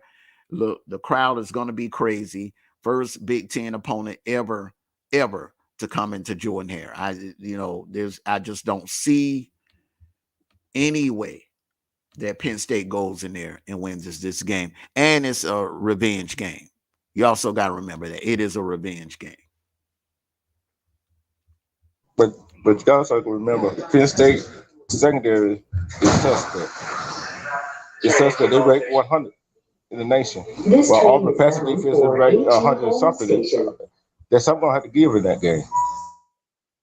Mm-hmm. Okay. Well, my thing is, I just think Auburn's strength is ground and pound. That's Auburn's strength. Is stick with your strength. Listen, remember the rule of KISS, the KISS rule, the KISS rule. KISS. Keep it simple, stupid. Let's keep it simple. Keep it simple. Just keep it simple. Stick with what brought you to the dance. And that is the ground and pound, control the line of scrimmage, run it down your throat type of Auburn Tiger style football, in my opinion. Let's remember, Tank had over 100 yards against Penn State last year up there at Penn State. So I think it's gonna be Tank breakout game right here. And Jacquez Hunter or Hunter. And don't forget about that freshman they put in the game last week. Hey, he's a combination of both of them. So you got 3-headed monster you got to deal with. Yeah. And I want to see Brian House going to do that. Put TJ and Robbie Alford on the offense at the same time, like they did the first game. Mm-hmm. That's going to be. If they do that, they only did it one time. Will Penn State be ready for it? I don't think they will be. Mm-hmm. And I think, absolutely. I think you cut an SEC opponent. You cannot give any SEC opponent 24 points.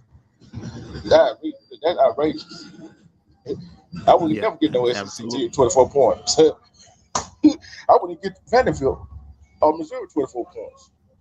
No. So that's why I said I believe Georgia can win the game. I believe Georgia's going to win the game, but we're not going to cover no 24.5 points. I mean, one thing about it is, listen, it just seems like in this modern era of college football, man, they're looking at style points. They're looking at flash. Where back in the days, it used to just be about winning. You win how you have to, even if you have to win ugly. This is a rivalry game. I don't expect Georgia to go out there and drop no 40 and 50 points on South Carolina. It is a rivalry game. It has been for years. It's a rivalry game. And let's move on to the next game here that I'm looking at. That's going to be interesting. Kansas and Houston. Right now, Kansas is undefeated.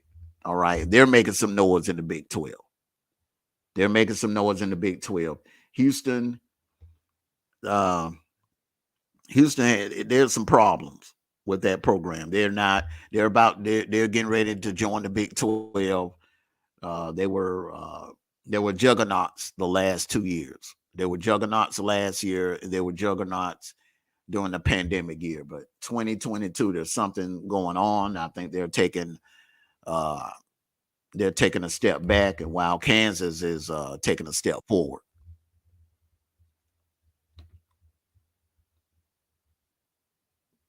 So, you there? You're in a bad area. Yeah. Like I said, Houston. Well, I'm not too high on Kansas because the past. Mm-hmm. Okay, just mute your mic till you get in a better area, because we're almost at the tail end of the show anyway. Kansas is on fire right now, and that Big 12 has improved a lot. I'm going to roll with Kansas in that pick right there. Okay, so we're getting down to the meat and potatoes of our picks. And Kansas City right now against Kansas. Okay, hey, listen, you're in a bad area. Oh, hold on. I'm gonna take a quick commercial break here. You're in a bad area here, and I'm gonna take a quick commercial break, and we'll be right back.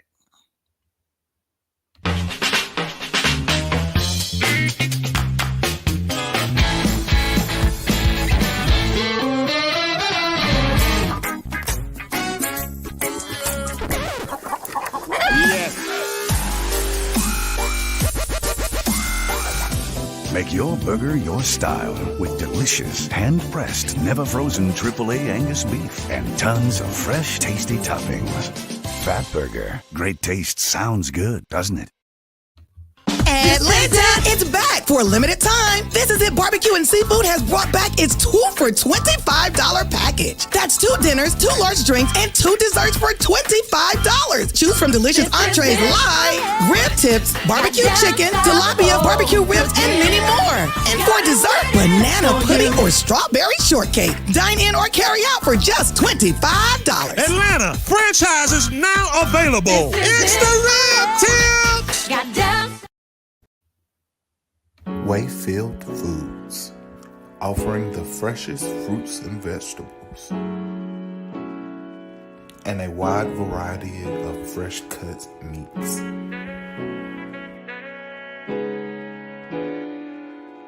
Fresh foods cooked daily.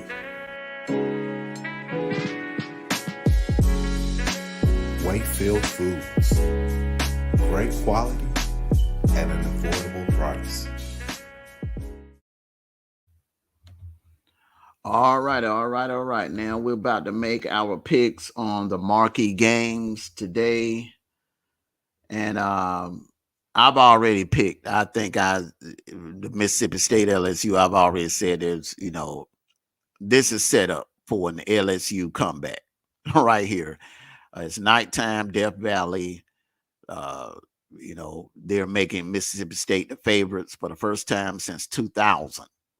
Favorites to go into Death Valley and beat LSU. I think this is a slap in the face, and it is very disrespectful. Very, very disrespectful. All right. So I am going to go with Mississippi State to win that. I'm going to go with Mississippi State to win that one. What do you think? Let's go. Detroit? Let's go Bulldog. Let's go Bulldog. Let's go Bulldogs. Let's go Bulldogs. All right, so That's I all knew I you got were to going to say. pick you hate LSU, but you just can't let it go, can you? You can't let it go, can you? Hey, just like you, my age, just like you and Jacob can let Florida go. Well, that's a real that's LSU. That ain't Alabama, man. I can understand why you hate Bama, man. But LSU, what has LSU done to Auburn? All right. Okay. Let's go to another game. Oklahoma, Nebraska. Nebraska finally did the right thing. They got rid of Scott Frost. They have an interim head coach that they're pretty high on. It's going to be in Lincoln, 12 noon. It kicks off shortly. Oklahoma's looking good. Oklahoma's looking a hell of a lot better than I thought, man. The defense, look, I haven't seen the Oklahoma defense this good since, man, you got to go back to Bob Stoops in the early 2000s with Adrian Peterson and Lawrence Marshall. That's the last time I've seen the Oklahoma defense this good. So I'm definitely going to pick Oklahoma, but I think Nebraska hangs around and makes it a 4 quarters game. What do you think? Yeah, I think in terms of the coach at this time is not going to do Nebraska no good. Even if they play at home, I got to go with Oklahoma. All righty. Okay. All right. So you're going to go with Oklahoma. So Purdue and Syracuse. Purdue and Syracuse. It is going to be in the Carrier Dome. JMA Wireless Dome, Syracuse, New York. But look, we all know it as the Carrier Dome. The Carrier Dome used to be the Terror Dome back in the days, especially in the Big East basketball.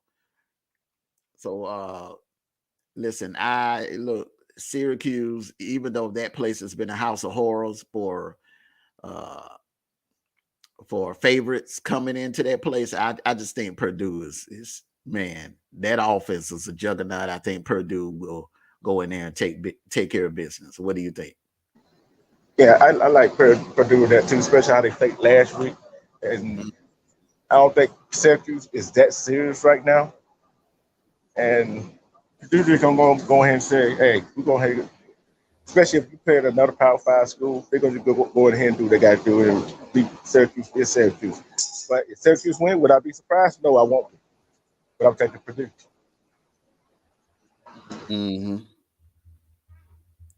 All right. So we'll go with. So you're going with who are you picking now? I'm going Purdue. You're going Purdue. Okay. All right. Yeah, but I won't be surprised if Syracuse win that game. Okay. All righty. Okay. So let's go here. Next game here. I want to look at Old Dominion in Virginia. It's at 2 p.m. Scott Stadium, Charlottesville, Virginia. Which is I gotta go ODU on that one. I like the underdog, bro. And Virginia really ain't showed nothing in the last few years. Yeah. I'm going to be honest with you. Listen, it wouldn't be a college football day without some sort of upset. So I am going to roll with Old Dominion as well. I think that will be one of the upsets that happened today, along with LSU beating Mississippi State. So that will be upset number 2. And especially how ODU played last week against who they beat last week. Come on, man! They on the road in Virginia. When the last time Virginia Cavaliers been relevant? That's what I'm looking at.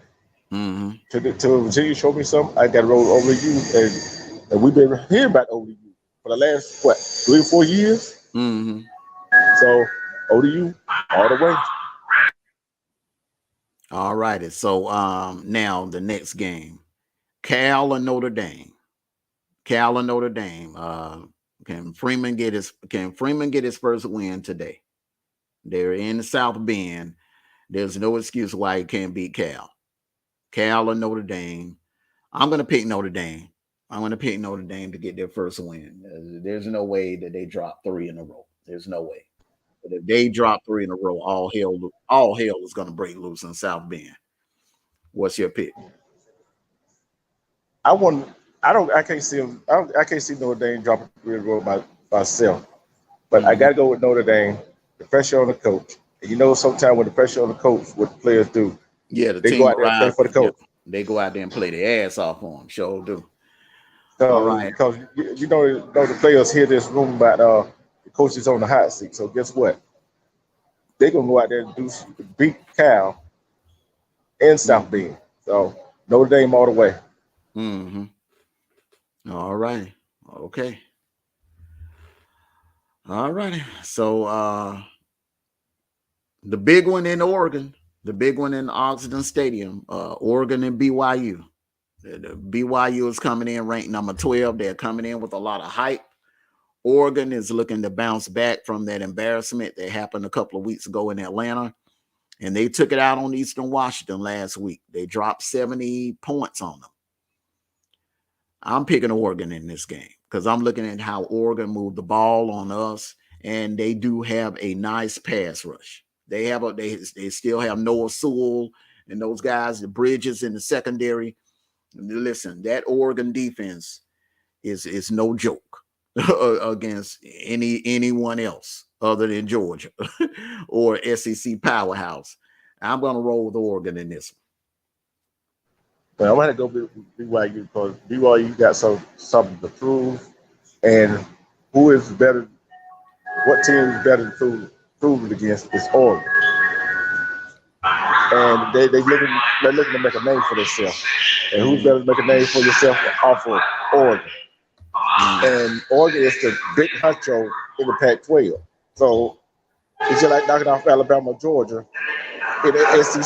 So I'm going to BYU. Okay, all right. Okay, you're going BYU. Okay, so now the next game. And you got a Sun Belt battle. You got a battle in the Sun Belt. As a matter of fact, game day is there right now. Game day is there right now in Boone, North Carolina. Appalachian State is hosting Troy. The Sun Belt is making you have the Sun Belt Conference commissioner there. It's a lot of hype around the Sun Belt that the Sun Belt could ease a team into the college football playoffs. If we have some hiccups in the Pac-12 or in the Big Ten, that the Sun Belt could ease a champion, the team, an undefeated team, into the playoffs. But we're going to pick this one first. Appalachian State, Troy. Who you got? I got App State. Auto choice, my home state team. I gotta go with App State. But would I be surprised if Troy beat Appalachian State? I wouldn't be. So I'm taking App State. All righty. I'm going to roll with App State as well. They're hot right now. They're hot. They're coming off that win with the Aggies. It just carries over. When you win a game like that, it carries over. The momentum is very important when it comes to football. Would they have a hangover? It go two ways. Mm-hmm. Or they could, yeah, absolutely. Or they could have a hangover. Absolutely. All right. So now we're getting.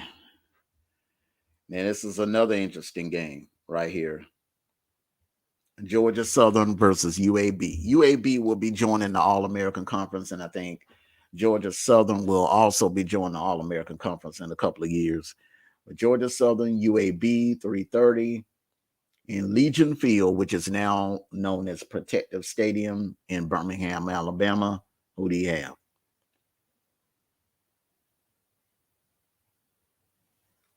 Okay, I think he's in a bad area.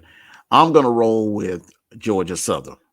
I'm going with Georgia Southern. I think they have the better team, although they'll be playing on the road. I think Georgia Southern has the better defense and the better offense. Georgia Southern's program is built on controlling the line of scrimmage, and you can't go wrong. You're hard to beat when you're built solid in the trenches. So I'm going to roll with Georgia Southern on that one. Kansas and Houston, we've already picked that one. Mississippi State, LSU, we've already picked that one.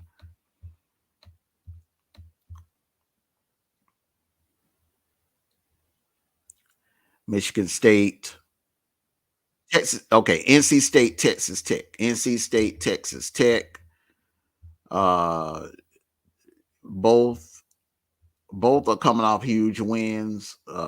This is very important for NC State because this is going to be, your out of conference game, Big 12 team. Both teams needs this. Both teams need this game.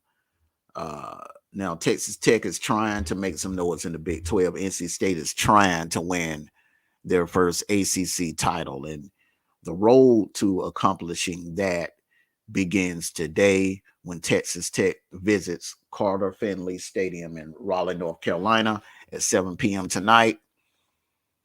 I'm going with NC State.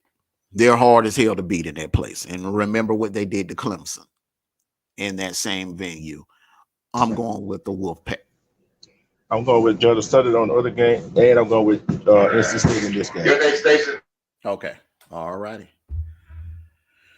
All right. Now the next one, Michigan State, Washington. Michigan State versus Washington, 7:30 p.m. Husky Stadium. That is a tough place. That is a tough place, Husky Stadium. I've seen many teams go in there and get upset over the years. But however, Mel Tucker is doing something special with Sparty. I'm rolling with Sparty in this one by multiple touchdowns. Well, I'm gonna have to go with this is a hard place to play at, and it's nighttime. I gotta go opposite. I gotta go opposite you this one. Although I love Mel Tucker and the Sparty, but I gotta go with Washington Huskies. North Spring Spring, red line. All righty. Okay, now I'm gonna go with the next one. The next pick, South Florida. South Florida. And now, just like I said about last Saturday about Notre Dame, you could have a hangover. It could go one or two ways. You could come out and Florida could come out and take it out on South Florida. That embarrassing loss to Kentucky. They could take that out on South Florida. Or they could get caught slipping, suffer from a hangover loss, and lose this game in Gainesville. I think Florida is a much better team than they were last year. If this was last year, yeah. I would say, yeah, Florida will probably lose, but I think Florida wins and they win big. I think Florida wins by at least 3 touchdowns. I think AR-15 is going to go off. I think he's been hearing it all week on that pick 6 that he threw. That defense of Florida is still there. Listen, and it's in the swamp. I'm Florida big. It's at night in the swamp. Oh, hell no. I'm picking Florida. Yeah, I got to go with Florida now too. They're looking like we should have won that. We should have won that. Mm-hmm. Looking like we should have won that game. And sorry, South Florida, you just had to be the sacrificial lamb tonight in the swamp. Did you go ahead and be the sacrificial lamb tonight? Okay. All righty. So, yeah, they're going to be sacrificial lambs. I agree with you on that one. Now, the next game, another potential hangover loss. Pitt, they lost a close one to Tennessee in overtime last Saturday. They go into Kalamazoo, Michigan, in Waldo Stadium, and they have to play Western Michigan. Now, this Western Michigan team, they're not a cupcake. They are not a cupcake.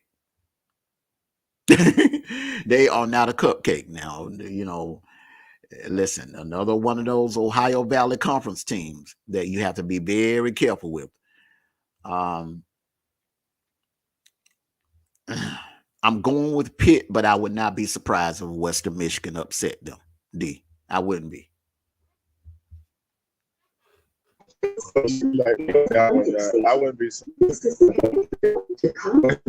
You're breaking up real bad.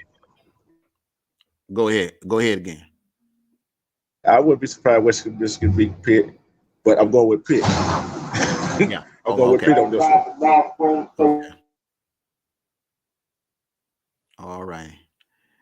So we're both picking Pitt in that game. Nevada, Iowa, they're in Connect Stadium. That's all I need to hear. they're at home. It's just something about their place when they play at home. I'm rolling with Iowa. That defense. Listen, Iowa's going to be a tough team to beat this year. I'm rolling with Iowa. Nevada has some issues this year. They're not the Nevada of old. I'm going with Iowa.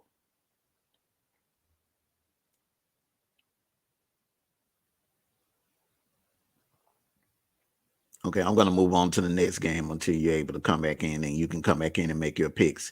SMU, Maryland. I'm going with Maryland. College Park, Maryland at night. That stadium is going to be ruckus. So I'm going to go with Maryland in that win. Another potential hangover loss. Listen, I know this game is going to be in Austin and it's at night, but UTSA, University of Texas, San Antonio is a dangerous team. They're not a pushover. They're more than capable of going into Austin and upsetting Texas. So I'm definitely going to roll with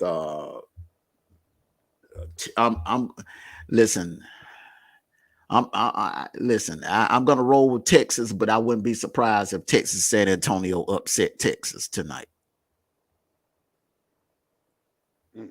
Well, I mean, listen, same thing what happened to Notre Dame last week. Same thing that happened with Notre Dame last week with Marshall. When they played Ohio State close. They were getting credit for that close loss.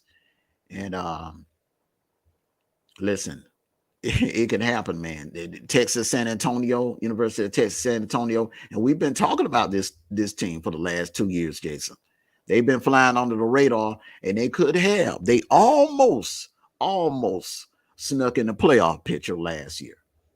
But Cincinnati just held on to the spotlight. But listen, UTSA, they had a great record too. I think they went undefeated. As well. So listen, hey, I think Texas will win, but I would not be surprised if it's an upset tonight. What are your thoughts on that one? I'm going to say San Antonio, Texas, because I'm looking at that Texas and Alabama game. If it weren't for all the penalties that Alabama had in that ball game, Texas would have been in that ball game. And I'm going with Nevada in the other pick. You know what I'm saying? But University of San Antonio, Texas, guess what? Like I said, Texas had a little help with the penalties Alabama had. So I'm going with San Antonio. All right. Okay, now okay, Jason, your pick. I'm picking Texas. I think they're good enough to beat Texas, San Antonio. They played. They played up to the level of the competition. It's up to them not to play down to the level of competition today. But I think they're better. They're better coached. So I think they'll beat this team decisively. Mm-hmm. All righty. Okay. All righty. I agree. I don't know about the decisive, but I do think Texas is going to win, but I don't think it's going to be decisive. I think they're going to struggle in the first half with UTSA. I think they're going to come out a little flat because, think about it now. You almost defeated the number 1 ranked team in the nation, something that you haven't did since 2005. It's look, I think that it, it's I think it's just going to be kind of flat. I think even the fans are going to be kind of flat tonight. It's not going to be as pumped as it was last Saturday at 12 noon. Let's move on here. I'm gonna go around, and we're gonna come back and we're gonna pick our game of the week. San Diego State, Utah. I think Utah is gonna roll in this one. Although San Diego, they got to be careful with San Diego State. The Aztecs, they'll sneak up on you, but I think Utah will put them away. What's your opinion on it?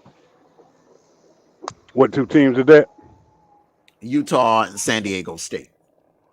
And it's going to be at Salt Lake City at 10 o'clock tonight. Yeah, I think Utah. I think Utah is the better team. Utah the better team, so I'm gonna pick Utah in that game. Mm-hmm. Just fun. I like Utah because they're fundamentally sound. Mm-hmm. All right. Well, I agree. I agree. I think USC would. I think Utah would definitely win that game as well. Now on to the next. Go ahead. And I think Utah got something to prove too. Like trying to prove that last year was a fluke. So I'm going Utah. Yeah, I think Florida got screwed in that game. I mean, I think Utah got screwed in that game by the referees. I do believe that kid was in the end zone, but that's neither here or there. There's water under the bridge. All Utah has to do is just run the table in the Pac-12, and they'll be okay. All right. USC, Fresno State. Listen, I'm high on the Trojans. I'm high on the Trojans. I think the Trojans, they have a cakewalk. They don't see Oregon in the regular season, so I think their toughest opponent within the conference will be Utah, and that will be later on down the line in October. But I think this is a game that USC can win against Fresno State and win very easily. It's in the Coliseum. It's at 10:30 tonight. Listen, USC, there's too much talent on that team. They're not losing to Fresno State. USC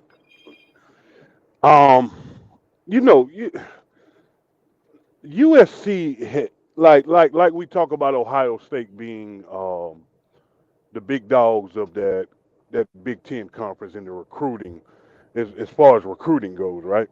Mm-hmm. I mean, we just got to give it to USC. USC is the big dogs in that conference. They recruit very well. They talent-wise, they're light years better than everybody, especially at the skill position. So, what you're seeing with USC is they implemented a real coach. I mean, he may be, a modern day Mark Richt, but they implemented a real coach. And hey, look, I'm gonna be honest with you. They're scary. They're scary. So, I'm picking USC to win that game, and I'm picking them to, put up points on them. Now, the only thing about USC is if they run into a team that can score with them, that will pose a problem for them. But right now, hey, look, I like USC hot streak. They got a juggernaut at the quarterback, so I'm going USC. All right. Make it a trifecta.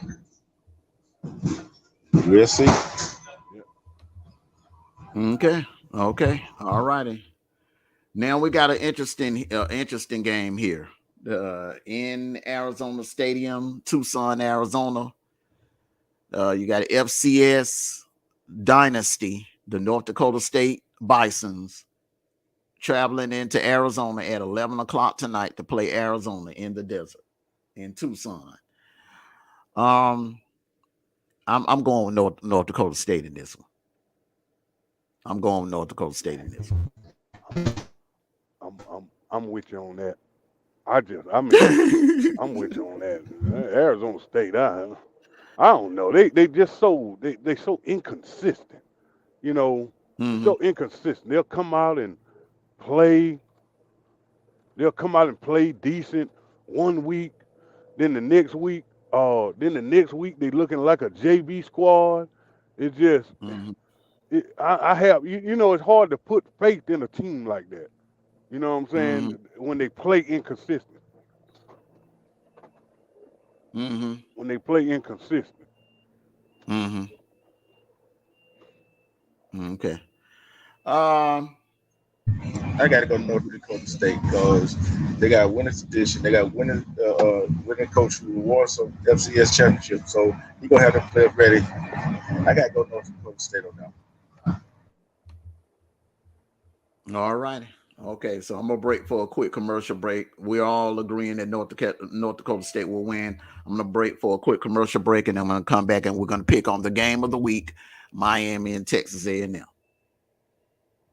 Wayfield Foods, offering the freshest fruits and vegetables and a wide variety of fresh cut meats.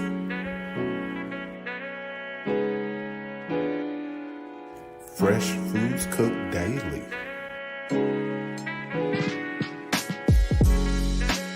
Wayfield Foods, great quality at an affordable price. Atlanta, it's back for a limited time. This Is It Barbecue and Seafood has brought back its 2 for $25 package. That's 2 dinners, 2 large drinks, and 2 desserts for $25. Choose from delicious entrees like rib tips, barbecue chicken, tilapia, barbecue ribs, and many more. And for dessert, banana pudding or strawberry shortcake. Dine in or carry out for just $25. Atlanta, franchises now available. It's the Rib Tips. Goddamn.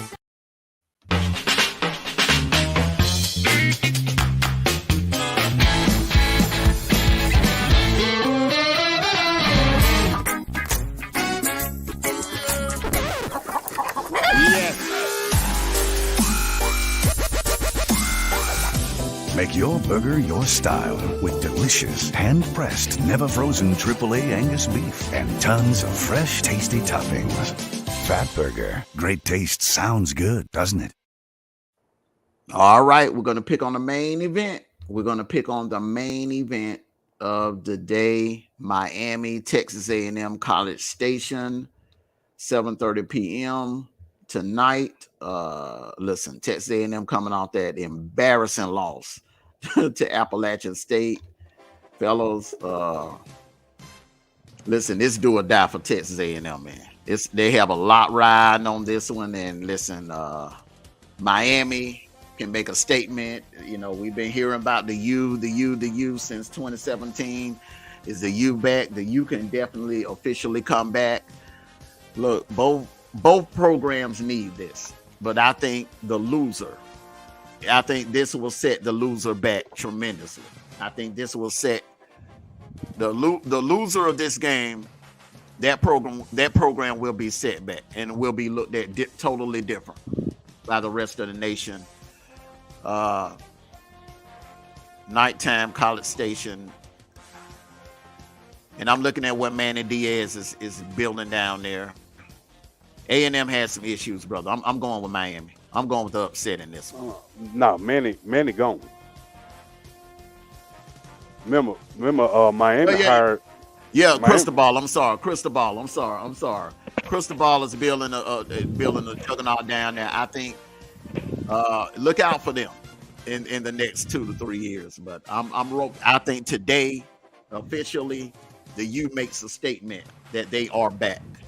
Now, I'm not saying they're back like the Michael Irvin and the Jerome Brown days or whatever, but they're going to be a force to be reckoned with in the ACC. I'm rolling with the Canes, man. It's some issues going on down there at Texas A&M. What are your thoughts? I'm with you on that. I think Miami looks much more polished than Texas A&M. I think Miami can generate offense. Right now, Texas A&M can't generate any offense. And I think those troubles are internal. I don't think they're going to go away anytime soon. And I think that because you got to understand the personality of Jimbo Fisher. When Texas A&M told Jimbo Fisher that he was on the hot seat, Jimbo Fisher is not the type of a guy has the type of personality. He's like one of them vindictive type guys. You know what I mean? He feels like you're insulting him, right? So I don't think it gets better for Texas A&M. I think Miami will handle him, and I think Miami will handle them in great fashion. I'm going Miami. Okay. All right, D. True. I love Miami just because that Texas A&M it's curse of Kevin Sumlin where they did Kevin Sumlin. Miami didn't go down to College Station tonight. And beat Texas A&M. I'm going Hurricanes. There's gonna be a hurricane in College Station tonight, so a big one. So I'm going Miami. Okay. All right. Well, that's it. We made our picks. And listen, I could be wrong. I mean, we could come back on the post-game show and I could be eating crow on that one. This day could go totally different than what we predict, but I'm just going with my gut on this one. I just think it's some issues. A&M is shaky. They were shaky last year. They had that one shining moment in College Station against Bama. I think they caught Bama on a bad night that night, Jason. But the Aggies, this program has been in. They had a good year in 2020, but that was a pandemic year. Okay, so how much credit we're going to give to Jimbo for that? It was a pandemic year. But I think they go down tonight. Yeah. Games go into College Station and win this game.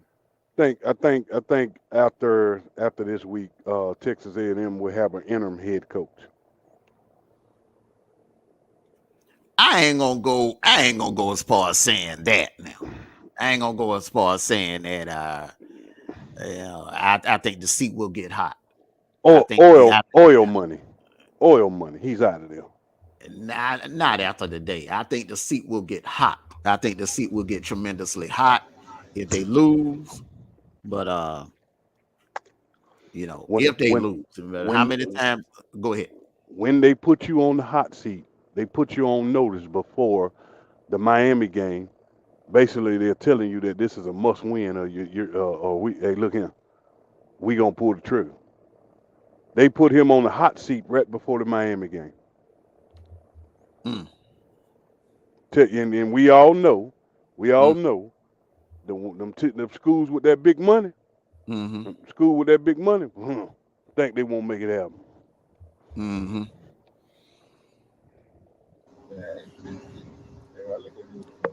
This is must win. Yeah, he got the win. But if you lose this game, you're gonna have to run the table in the SEC.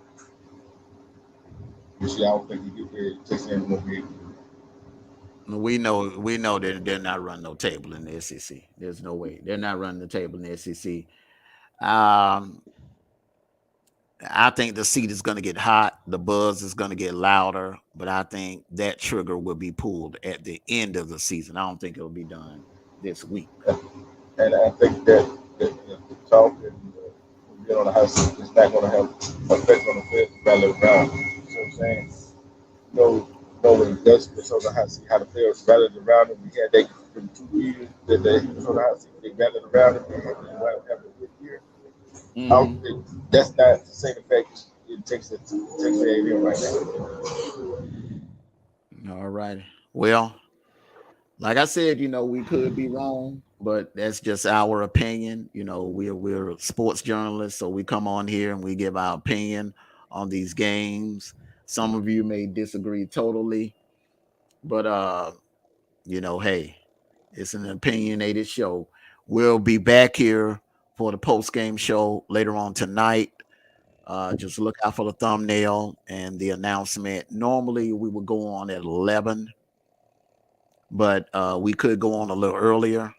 Being that it's not really many marquee matchups tonight. But if we do go on a little earlier, which I'm looking at maybe like 8:00. If we go on at 8:00, then we will definitely give you an update on the games as they are in progress. We'll give you score updates of what's going on, what's occurring in those games.